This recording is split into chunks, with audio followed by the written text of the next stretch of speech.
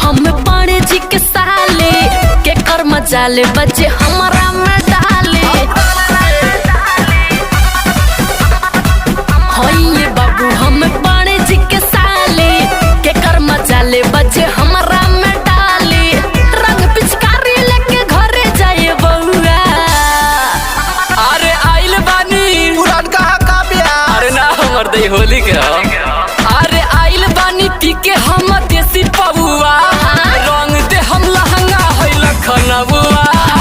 आइल बानी पी के हम देसी पबुआ। रंग दे हम लहंगा है लखनऊआ। हम रंगों में नहीं खेलती हूँ बबुआ, बुझ जाओ।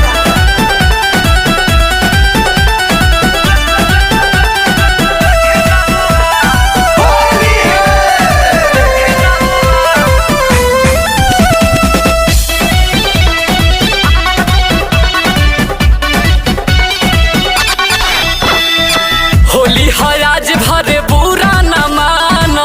एको इज्जत तहर छोड़ब न जाना।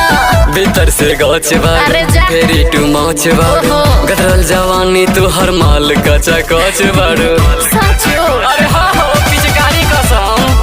होली है आज भरे बुरा न माना। होली में बहुत कुछ कर जाएम जाना। होई जलेबी नच टांगली हो कौआ। अरे आइल बानी अरे हटिए, मुंह महक रहा है। अरे रजनीकांत नाना है रे पौआ है। अरे आइल बानी पी के हम देसी पौआ। अच्छा। रंग दे हम लहंगा है लखनऊआ। अरे चाचा। आइल बानी पी के हम देसी पौआ। रंग दे हम लहंगा है लखनऊआ।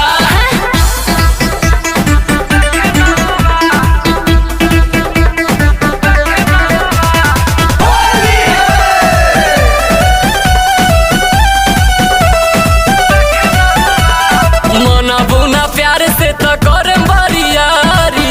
देह बतोहरा के काटल कटल गारी।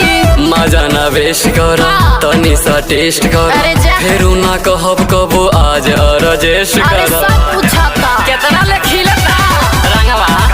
मन बुना प्यार से तो करे बरियारी। काहे तू देबू गोरी काटो काटो गारी। कृष्ण मनीब बाला चिति बानी रहुआ। अरे आइल बानी अब का लगइबा? अरे हाई पियर को लगवा लो। अरे चुप रहा। अरे आइल बानी पी